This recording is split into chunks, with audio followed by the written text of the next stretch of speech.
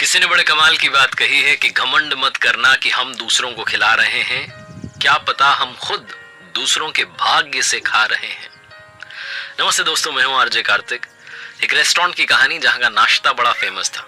सुबह सुबह वहां बहुत भीड़ आती थी और उस भीड़ में एक आदमी आता था, चुपके से नाश्ता लेता था, खाता था और बिना पैसे दिए निकल जाता था। वहां का नाश्ता धीरे धीरे पॉपुलर होता जा रहा था, भीड़ बढ़ती जा रही थी। एक बिजनेसमैन था, उसने आना शुरू किया। पहले दिन उसे नाश्ता अच्छा लगा तो लगातार आने लगा और उसने ये चीज नोटिस की कि एक आदमी आ रहा है, चुपके से खा रहा है, निकल जा रहा है, पैसे नहीं दे रहा है। पहले दिन उसे लगा ठीक है भाई, आया होगा कोई।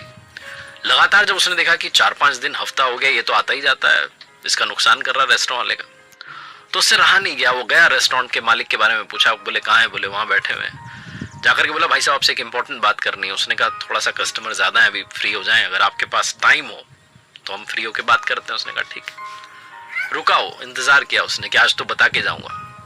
जब भीड़ कम हो गई, लोग कम हो गए, कस्टमर कम हो गए, तो गया फिर से मालिक के पास। बोला भाई साहब अब बात करनी है, इंपॉर्टेंट बात है, ध्यान से सुनना। बोले बताओ।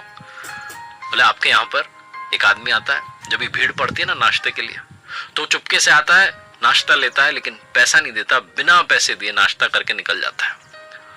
और 1-2 बार होता है तो चल जाता, मैं हफ्ते भर से आ रहा हूं, वो रोज दिखता है, हफ्ते भर से आपका घाटा हो रहा है।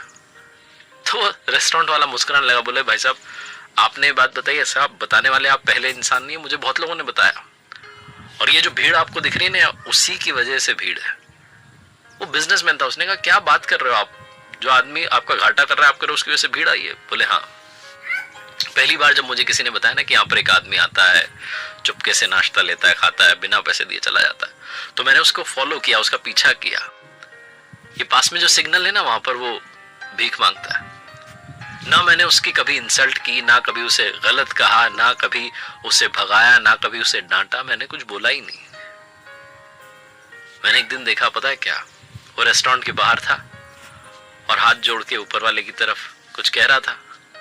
शायद वो कह रहा था कि इस रेस्टोरेंट में भीड़ आ जाए तो मैं चुपके से जाऊं, खाऊं, बिना पैसे दिए निकल जाऊं। ये जो भीड़ आती है ना भाई साहब, ये उसी की वजह से आती है, उसकी प्रार्थना की वजह से आती है। उसी भीड़ में वो आता है, नाश्ता करता है, चला जाता है। बिजनेसमैन की आंखें खुल गई, उसे समझ में आया कि ग्रेटिट्यूड क्या होता है। वरना वो सोच रहा था कि एक कस्टमर आकर के नुकसान कर रहा है, तब भी बड़ा नुकसान हो रहा है। प्रार्थनाओं का कमाल होता है। कई बार हमें लगता है कि हम अपनी वजह से आगे बढ़ रहे हैं, कई बार दूसरों की दुआएं, प्रार्थनाएं हमारे लिए कमाल कर रही होती हैं।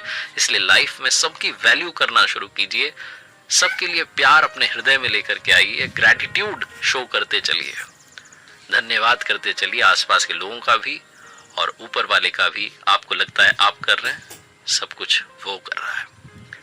एक बार फिर से वही बात कहूंगा जो अक्सर कहता हूं, ऊपर वाले के आशीर्वाद, अपनी मेहनत और अपनों के प्यार के साथ कर दिखाओ कुछ ऐसा कि दुनिया करना चाहे आपके जैसा। देखते रहिए हर सोमवार सुबह 9:30 बजे मेरे साथ एक नई कहानी, और हर शुक्रवार सुबह 9:30 बजे लर्निंग सीरीज का एक नया वीडियो।